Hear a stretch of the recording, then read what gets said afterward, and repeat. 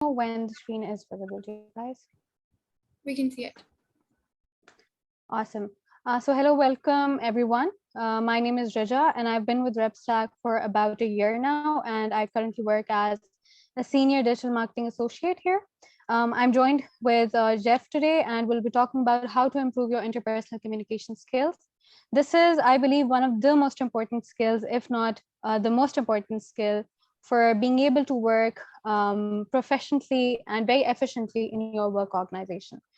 Because everything starts from communication and ends with communication, we thought that this would be the right topic for each and every one to have a discussion on, and just get to see what other people think about it.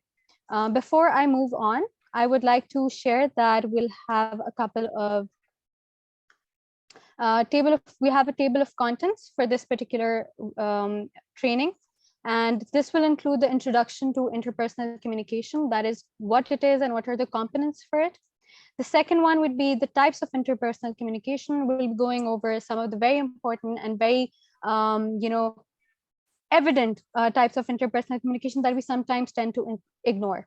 Then we'll be going over our favorite communication model that you might have studied in your university or even while working as a professional. Then we'll be going over the barriers to interpersonal communication. And finally, we'll go through a 5-step for improving interpersonal communication skills. Before I move on, I'd just like to tell you guys that for my presentations and to make sure that my interpersonal communication skills are top-notch, when I'm presenting something, I like to make sure that it's taken as communication and taken as a very, formal as well as informal approach. So I'll always have my water bottle with me and my cues with me in case I deter or, maybe I forget sharing something really important with you guys. So before getting into, all the components for interpersonal communication, what are the right tools, what are the right, tactics to use in your work environment, let's just break down what it actually is. So interpersonal communication, as you can see, comprises of 2 words. First is interpersonal, which means between people. And the second one, which can be very generally, misinterpreted, is communication. I would like some of you guys to please unmute yourselves and volunteer to tell me if, what is your definition of communication. I think I'll just give everyone like about 10 seconds to take their time, think about what communication means to them, and please share their thoughts. I think when you're able to convey your message to the other person. Awesome. That's 1. Information. That's 2. Expressing And your I think thoughts. Sorry? Expressing your thoughts and letting the other person know what you feel. Awesome. So we have these 3 basic, definitions for interpersonal communication. 1, conveying your message. 2nd, making sure that the other person understands. And 3rd, making sure that the other person also understands what your intention is. So in very technical terms, it is, an array of cues that range from your voice to your body language, to your gestures, as well as your facial expressions. This can also be in the form of, written communication. It can be in the form of text messages or emails or, emojis as well. So it ranges from different people. And of course, obviously the definition also changes for person to person.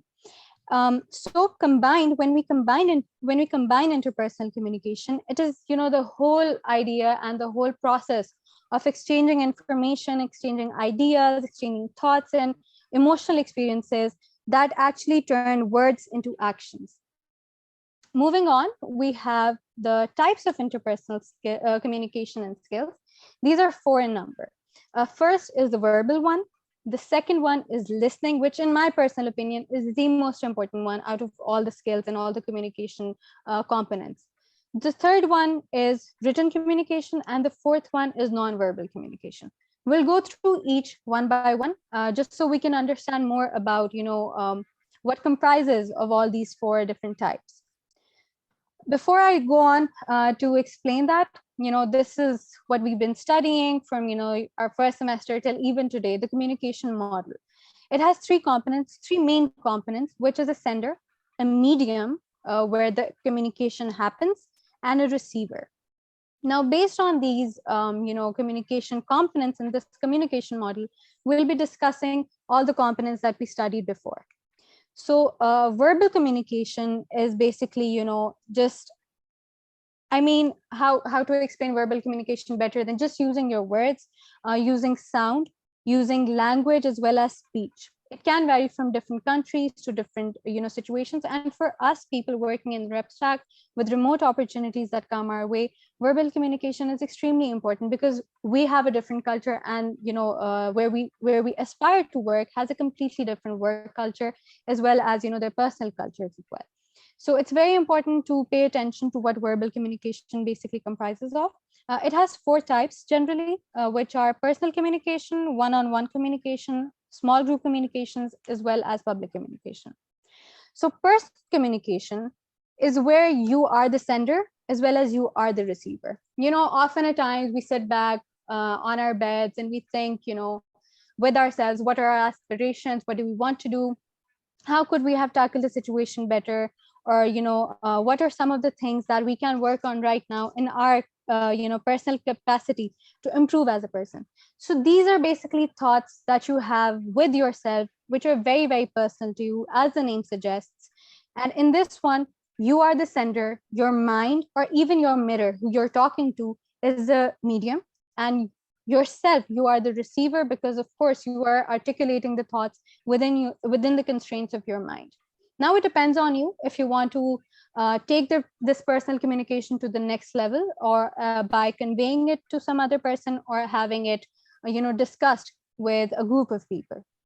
So when it is a communication between two individuals, we call it the one-to-one communication. And over here, what happens is that the sender as well as the receiver, they exchange their roles continuously. So for example, I would say one thing, and then somebody from the audience, just one person, would have a conversation with me back and forth.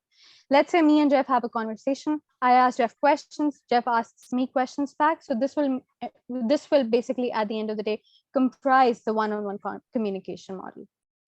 The third one is that of small group communication. This setting that we're currently in right now is the perfect example for small group communications, because in this one, generally we have a lot of people, a part of a group, that actually engage in conversation. So this allows not only one person to convey their message and for the others to give their feedback, but for everyone to convey their messages as well as receive feedback. So in my personal opinion, I feel like the group that we are in today, although I might be speaking a lot, but everyone gets the same opportunities. How? You get to ask me questions as well as Jeff questions, and we give our answers back. Similarly, as what I did earlier, I asked you guys a question and the group gave me answers back. The fourth one and the final one is the public communication. And public communication is basically when there are large gatherings, and usually in public communication, there is a single sender and multiple receivers. So for this, let's say if this was a recorded webinar that you guys were viewing, this would be the perfect example for a public communication. Why? Because I was the only person who was giving information out to you guys, and you guys were just receiving and absorbing the information that I was sharing with you guys. So other examples of public communications can be, election rallies. We have, for example, not board meetings. Other than that, just public speaking. Similarly, sometimes you go live on other platforms where you do not have the option to actually receive feedback from people. So that's also one of the example of public communications. The second most component, second most important component of communication, interpersonal communication, is listening. And before we get into listening, we need to differentiate, because it's very, very crucial for us in our understanding what is the difference between listening and hearing. I would like to give everyone just 30 seconds of time, and if somebody has something valuable to share, if somebody can distinguish between listening as well as hearing, would love to hear your thoughts. I'll mute myself for now.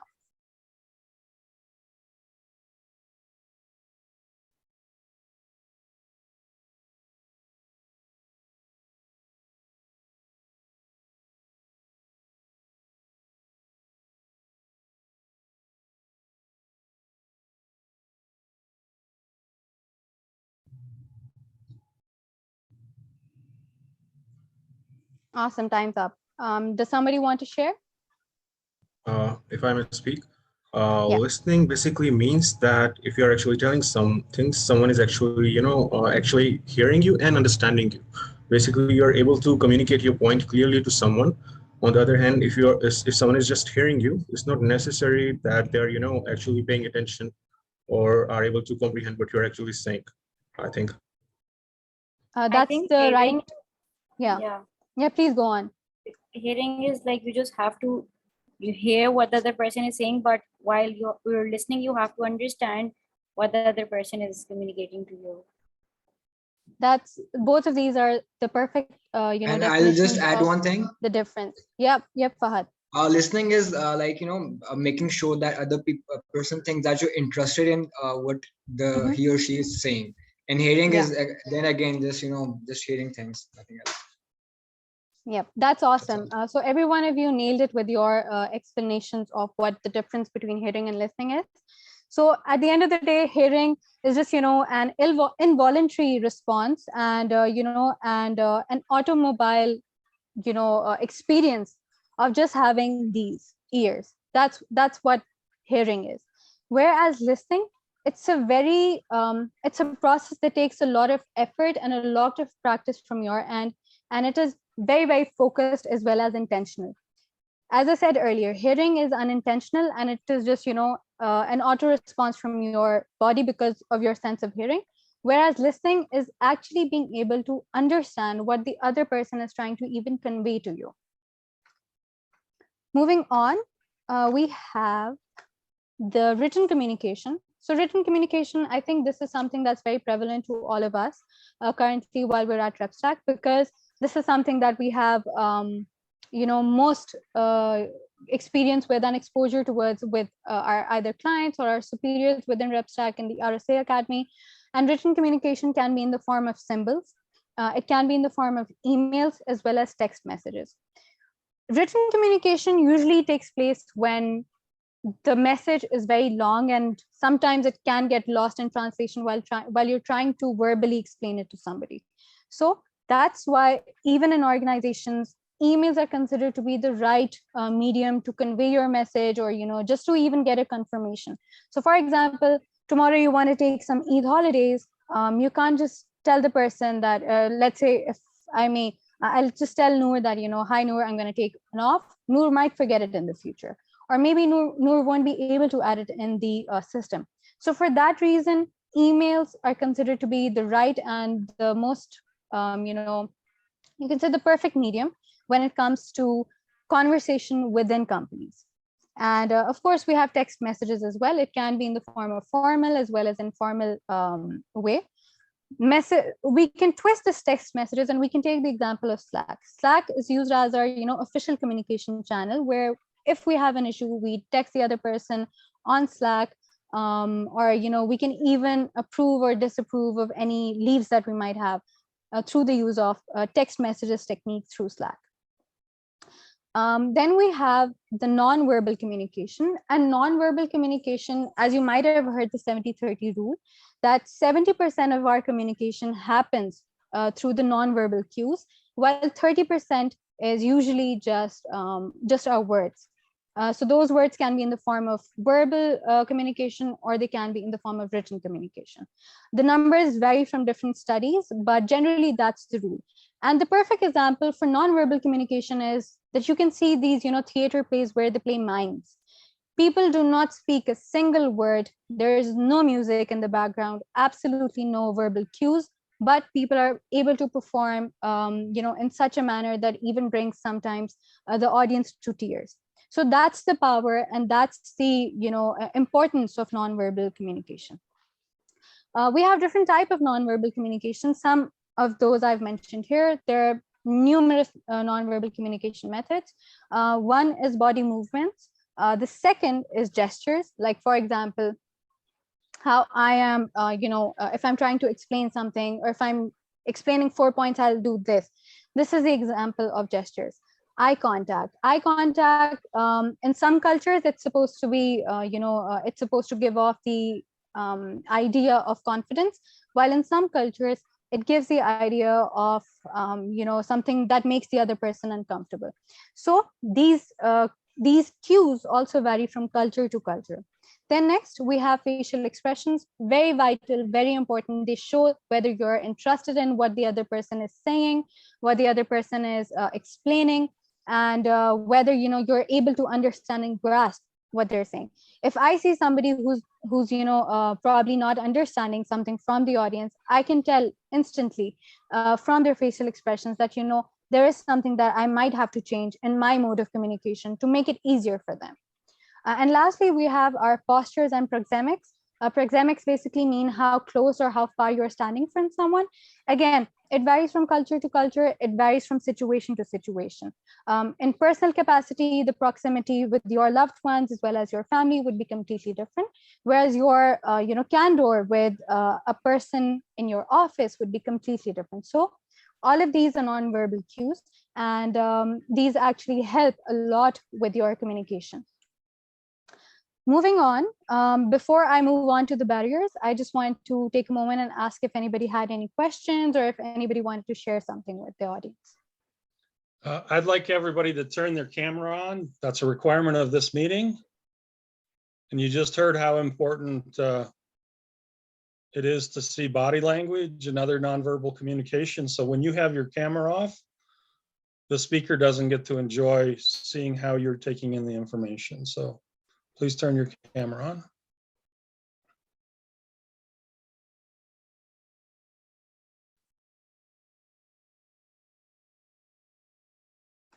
I think for now, we're good with questions. If ever you feel like, asking a question, please feel free to either stop me there and then, or just note your questions down and we can address them together, me and Rep, at the end of this presentation. So we move on to barriers to interpersonal communication at workplace. I think this was a very, very important and a very, pressing matter that I definitely wanted to share within this slide. And I think I would also just love to read it out loud with everyone, as well as you guys can also take some time and actually just grasp it, because I mean, we have a lot of time. We have about 40 minutes left between us. And yeah, we can absolutely get into further.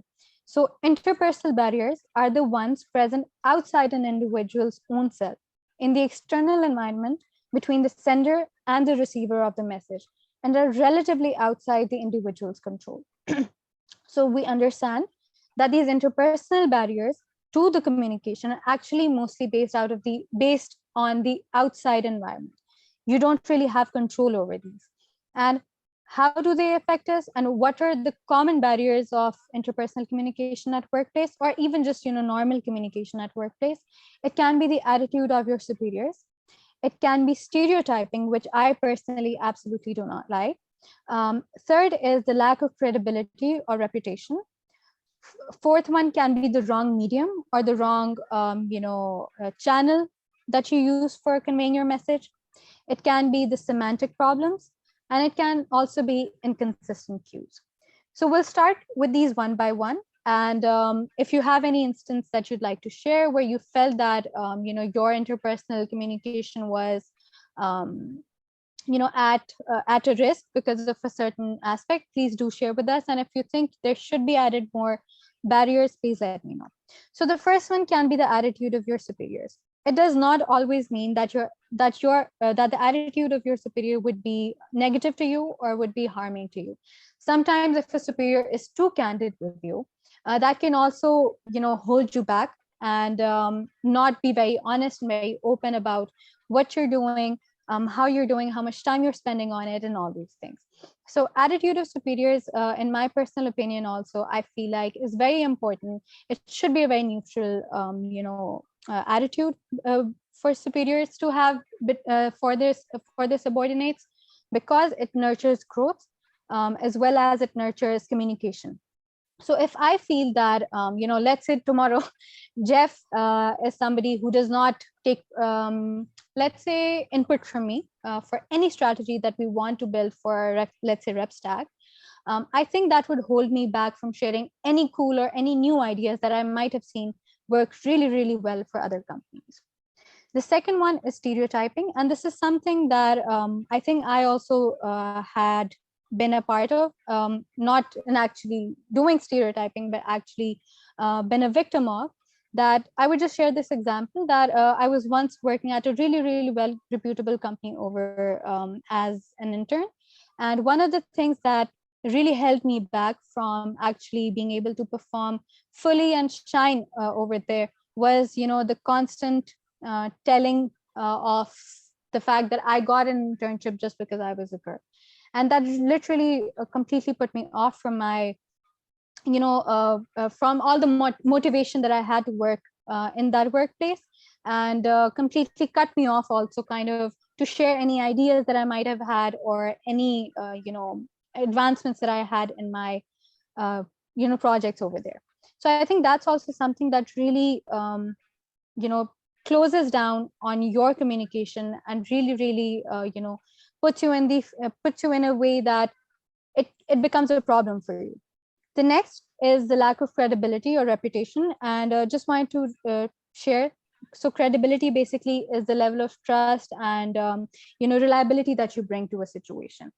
If you are somebody who's known to deceive the system, who's known to skip the rules, you probably do not hold much credibility to your either superiors or to your team members. So it's very important to stay true to yourselves, as well as just be a credible person, so that other people can also nurture that interpersonal communication with you. The third is wrong medium. As I said earlier, the example of Slack as well as email. The wrong medium can also be, a big problem and a barrier in interpersonal communication.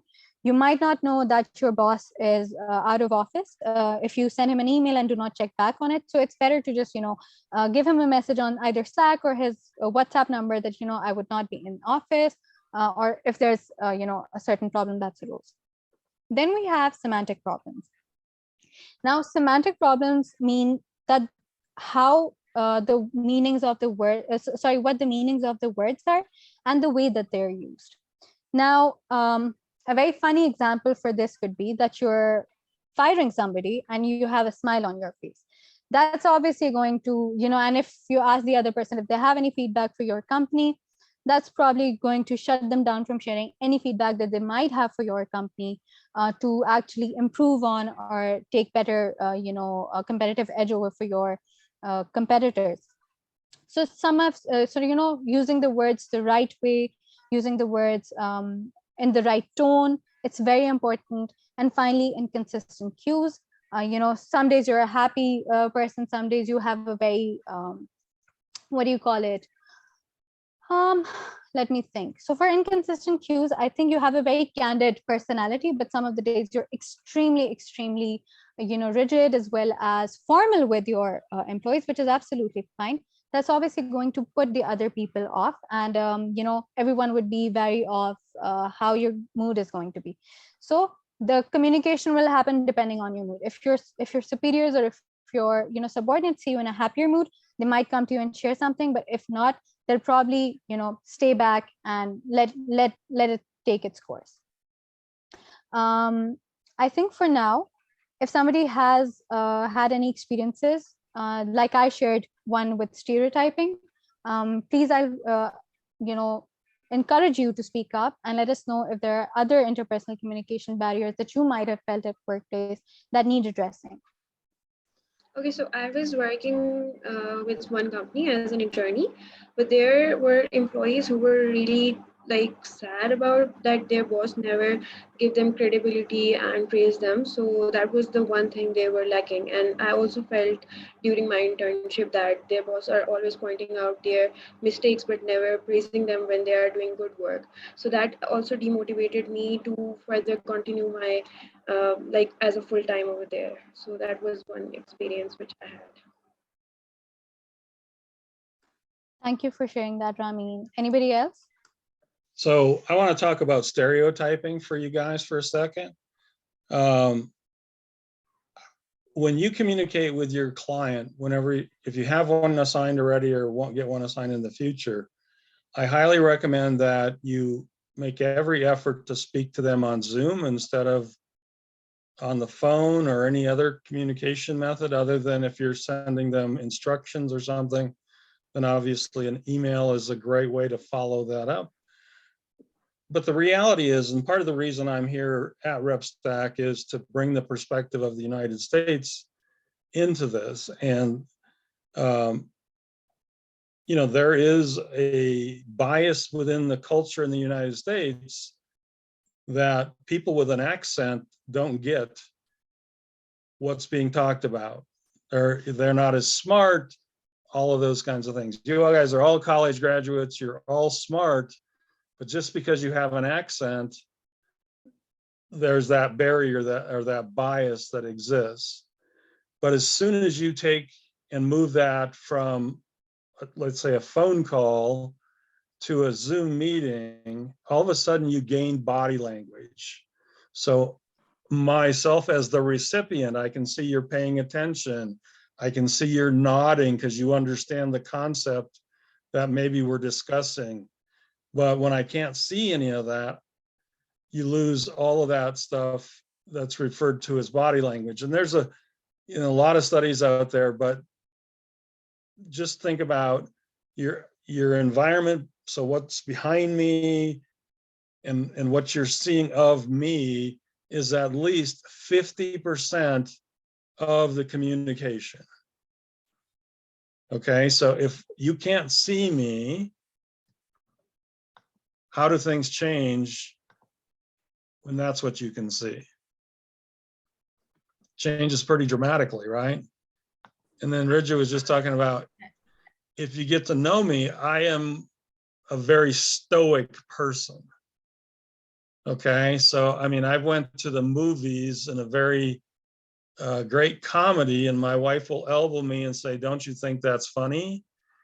And I'll say, "I'm laughing inside." Okay, but you have to know me to know that more than likely you're not going to see that in my facial expression. And that's not going to change. That's just who I am. But the friends that I have know that about me and they tease me about it, but I'm not spending any time any day to make that change. So as I look around the room right now, I can tell who's paying attention, who's listening. I've seen several nods when I talk about stereotype and body language. So that, again, tells me that I'm engaging with you. That's why I shouted out, everybody needs their camera on, because for me, that's a respect issue. All right. If you respect me, you're going to let me see your body language so I can better communicate with you. Otherwise, if I'm just looking, and I understand there's times your camera's broke and there's other variables here, but I can tell you my primary company, Diverse Recruiting Experts, if I were in this meeting, we would stop the meeting till everybody turned their camera on. We would all sit there and wait till everybody turned the camera on. So, every company makes it a bigger or lesser deal. But what I'm saying to you is, when you're talking to your client, guide them to using Zoom. It doesn't take that long to set up a Zoom link, send them a Zoom link, especially if you're using, Slack. I mean, it just happened this morning. Nor said to me, "Jeff, are you joining?" And I'm like, "I'm trying, but they're asking for a password." So that whole communication took, I don't know, maybe 5 to 7 seconds. But we went from they asked me for a password to I asked her for a link without a password to I'm in 5 to 7 seconds. Now, if I'm communicating with my boss, whatever label you want to give them, or my coworker, we can spend 10 to 15 minutes and communicate dramatically more than if you're just talking on the phone. The problem you got to watch about chat as a communication device is tone. Because if you're not, if you're a very direct communicator, your tone will oftentimes come across as you're upset with the other person. And so you really have to think about that. So I was taught years ago that my tone in my emails was very direct and oftentimes misconstrued. And so the trick I learned is I always start my emails today with something along the lines, I hope you're having a great day, or some variation, you know, how's your family doing? It's been a while since we've talked. I'm really looking forward to meeting up with you. Whatever that variation is, that's then changes the tone, even though the next line may be very direct. It is not perceived as being as stern as I sometimes can come off. So there's a lot of learning here in interpersonal communication, and nobody gets it perfect in the beginning. I'm going to tell you that right now. I'm not looking for any acknowledgement here, but I turned 62 years old last Sunday. Okay, so put that in perspective. I've been on the planet a few more years than most of you. My communication style has been adjusting my entire life. Because as I learn, you know, as new technology comes out, I mean, Zoom and, you know, Teams and Skype calls and all of that type of technology wasn't here 10 or 15 years ago, the way it is today. And so for me personally, I'm on Zoom probably 8 to 10 times a day. I do not use this device except for text messaging. That's it. So last month I had like 7 minutes on my cell phone. Okay, because if you want to talk to me, we're going to talk on Zoom or some other device or some other method where I can see your face. Because there's also a thing out there that's called, if I trump on the rest of your presentation, I apologize, but the ways that you learn, right? Visual, kinesthetic, and auditory. All right, well, auditory is pretty easy. It's what I hear. Kinesthetic is a little more difficult to understand. It's really what I touch, or what gives it context is the way I like to say it. And then visual. So I am a visual learner. All right. So if you want to just talk to me, I'm not going to understand as well as I am otherwise, because the test I took said I'm only 7% auditory. So to better communicate with everybody in my life, the only person I talk to on the cell phone is my mom. And she's in her late 80s, and you know, Zoom's not beyond her. I mean, she's very computer savvy, but that's not her preference. So since she's my senior, I give in to that. But otherwise, I just don't talk on the phone, because it's my highest probability of failure, right? And why would I get up every day and put myself in a position to spend time in the area that I'm most likely going to fail at? So learn the way that you communicate best, learn the way that you receive information best, because it's different for every person. But also accept that one of your areas of studies should always be communication.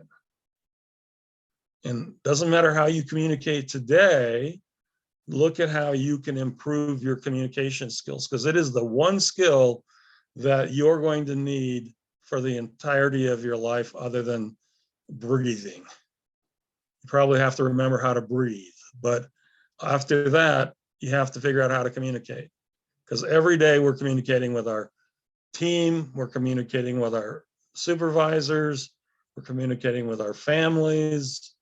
And if you're trying to go watch something at the theater, you gotta get tickets. Hopefully you can get that done over the internet, but if not, you may have to actually pick up the phone and call them.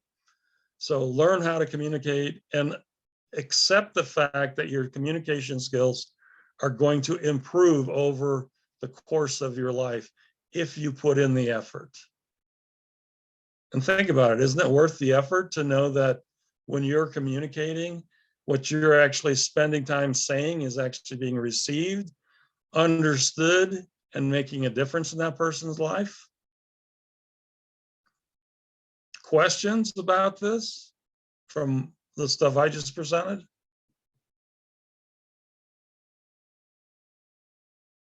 You know, I'm really good at calling on people if nobody asks a question, so.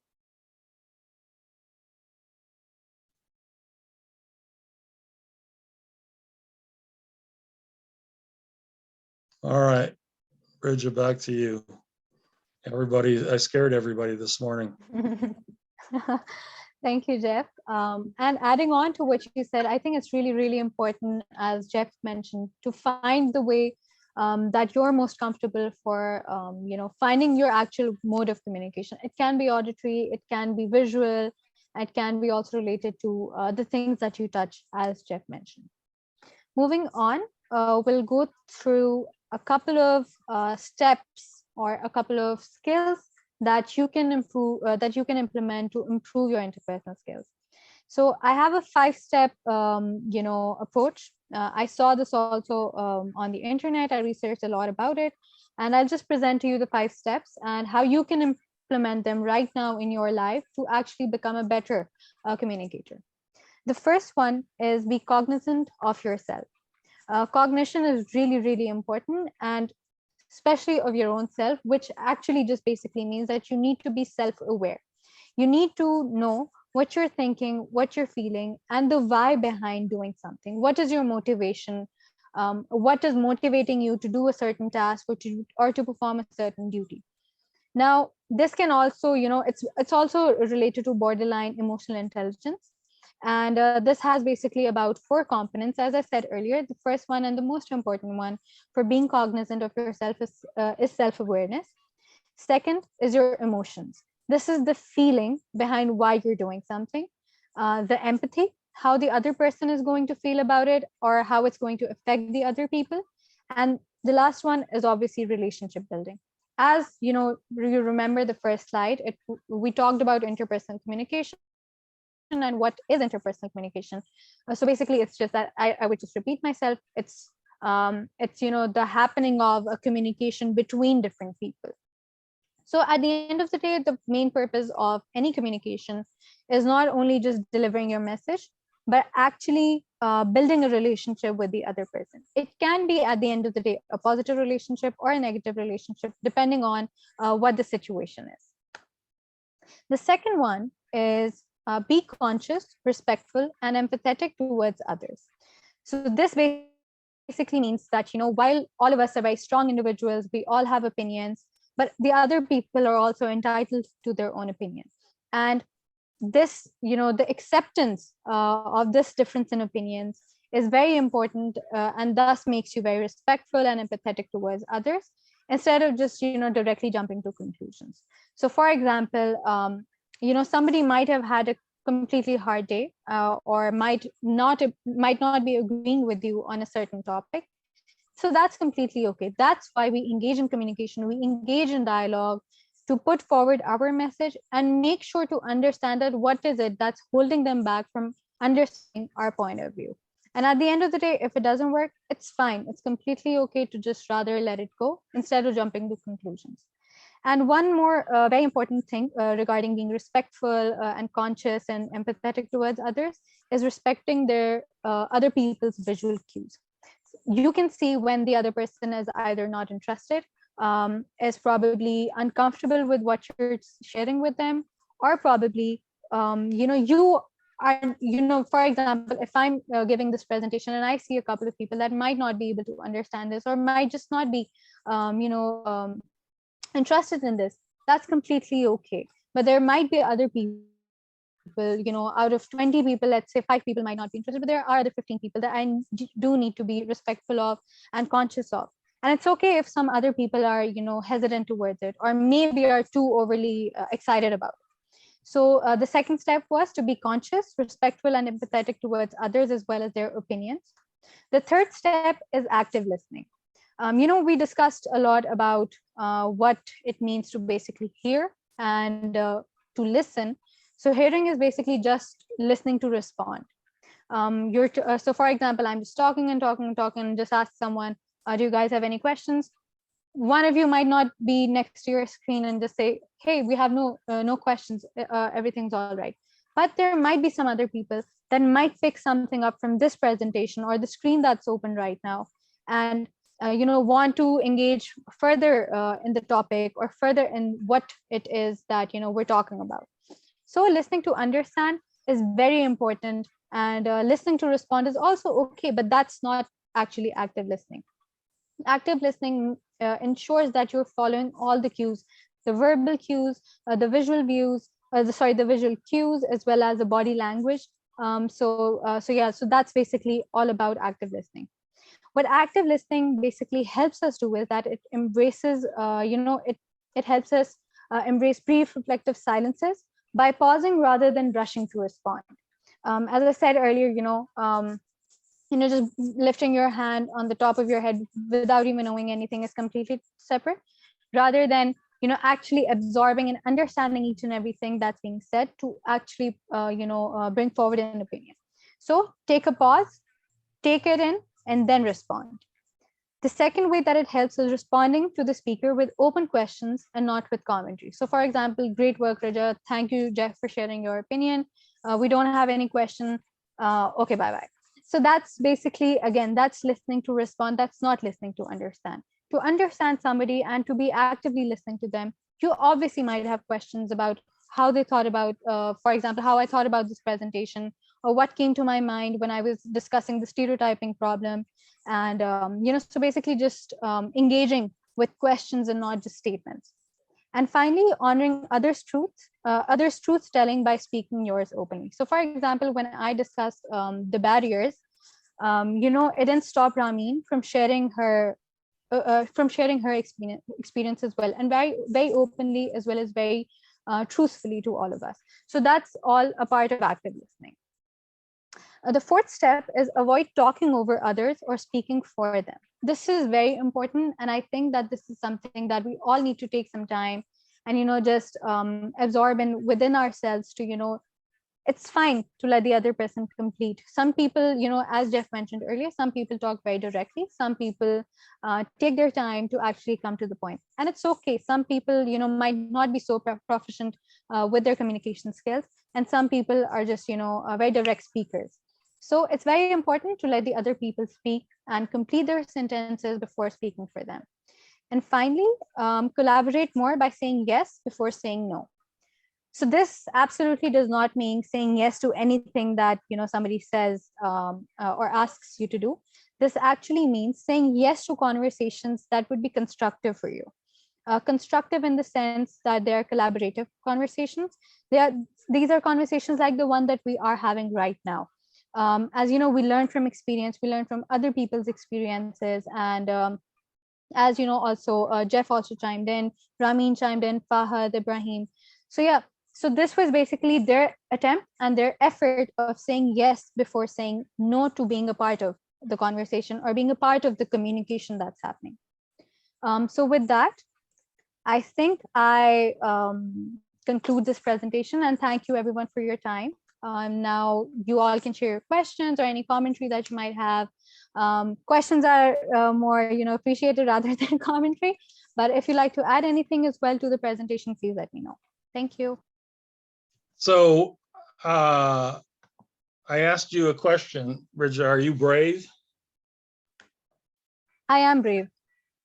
Okay, so I'm going to use you as an example here in our communication. All right. So what I would like everybody to do here is to go in and pin Rija.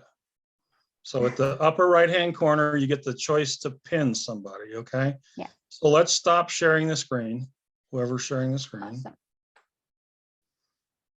And so when you click on pin, Rija should be the only face that you're seeing. Can you repeat right. how do we pin someone? I'm sorry, what? Can you repeat how we can pin somebody?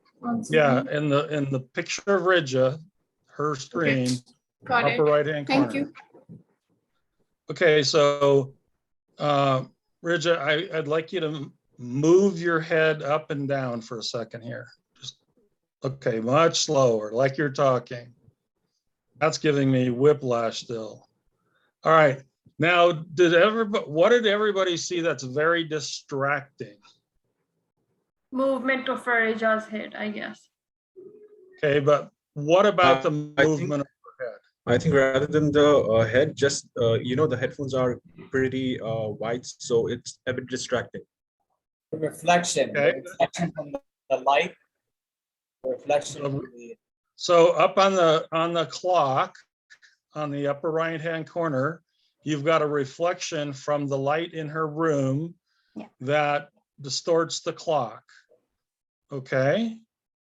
But whoever was talking, what light are you talking about? I was talking about the reflection on our spectacles, on the Exactly. on the glasses.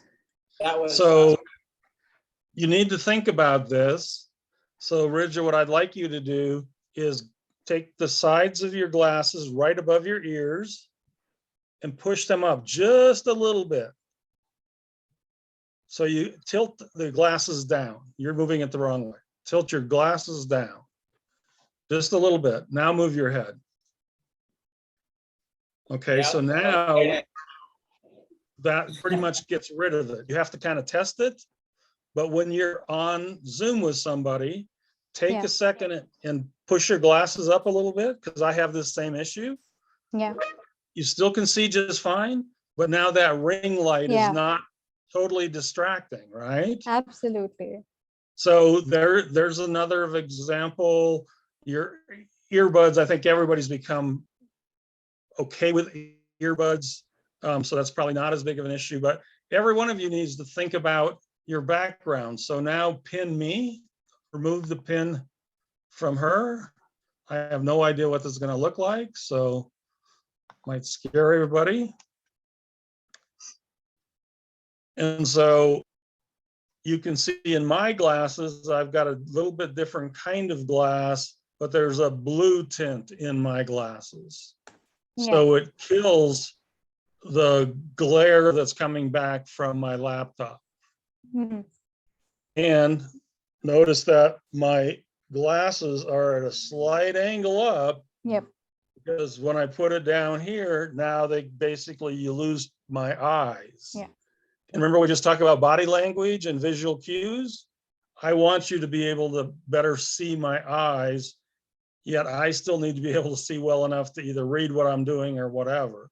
So think about your environment, think about communicating, and what's behind you, what is making a difference in what you're saying. Because I can tell you with Rija talking, she's a great speaker, great presentation, but the most of the time I wasn't looking at her pretty face, I was looking at her eyes and the round circles, up and down and up and down. So I probably missed, without exaggeration, at least 30 or 40% of her communication, because I got focused on her eyes and the little lights in her eyes. So communication is extremely important. This is a great presentation. Just remember, use tools like video conferencing to your advantage. If you go out and type in, I'm sure something like, what type of learner am I? Let me just do it real quick.